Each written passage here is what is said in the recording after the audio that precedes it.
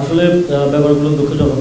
আমাদের যখন ৭ কলেজের শিক্ষার্থীরা ঐক্যবদ্ধভাবে একটা আন্দোলন করছিল, তখন তাদের প্রতিনিধি দলের সাথে আমাদের মাননীয় শিক্ষা উপদেষ্টা ওয়াহিদুদ্দিন মাহমুদ স্যার এবং আমি সেই আলোচনায় ছিলাম। সেখানে যথেষ্ট ফ্রুটফুল আলোচনা হয়েছে, অ্যান্ড দে আর স্যাটিসফাইড, এবং সেখানেই আসলে বিষয়টি শেষ হয়ে গিয়েছিল। শেষ করা হয়েছিল, সমাধানের পথটা দেখানো হয়েছিল। আপনারা জানেন যে এত দ্রুত আসলে এই ধরনের শিক্ষার ব্যাপারে এই ধরনের দাবি বাস্তবায়ন সম্ভব না। সেই জায়গা থেকে তাদের সাথে একটা কনসালটেশন হয়েছিল।